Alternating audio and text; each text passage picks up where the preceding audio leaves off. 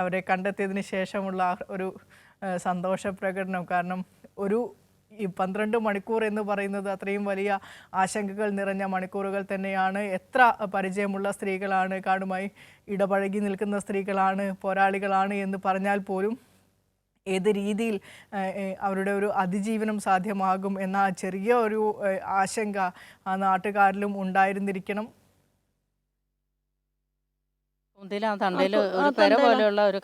ആ തണ്ടയിലല്ലേ എനിക്കറിയാം. പക്ഷെ രാത്രി ഞാൻ എങ്ങനെയടി അന്വേഷിച്ചു വരണേ? എനിക്ക് സ്ഥലം അറിയായിരുന്നു. പക്ഷെ ഞങ്ങള് ഈ കാട് മൊത്തം അരിച്ചു കിടന്നിട്ടുള്ള ആൾക്കാരാ. പക്ഷെ ഇവൾക്ക് ഇച്ചിരി ഞാൻ പറഞ്ഞു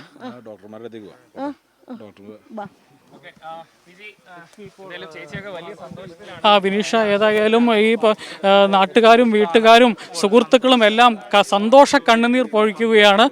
പലരുടെയും കണ്ണിൽ നിന്ന് കണ്ണുനീർ അടർന്നു വീഴുന്നത് സന്തോഷത്തിൻ്റെ ഒരു കണ്ണുനീർ കൂടിയാണ് എന്ന് നമുക്ക് പറയേണ്ടി വരും. കെട്ടിപ്പിടിച്ച് സന്തോഷം പങ്കുവയ്ക്കുമ്പോൾ ഏതായാലും അവർ പറയുന്ന ഒരു കാര്യമുണ്ട്, ഞങ്ങൾക്കെല്ലാവർക്കും ഈ കാട് സുപരിചിതമാണ്, ഞങ്ങൾ എല്ലാവരും ഇതിങ്ങനെ പോകുന്നതാണ്. പക്ഷേ ഒരു പ്രതികരണവും ഇല്ലാതെ വന്നപ്പോൾ പേടിച്ചുപോയി എന്നുള്ള കാര്യങ്ങളൊക്കെയാണ് പ്രതികരിക്കുന്നത്.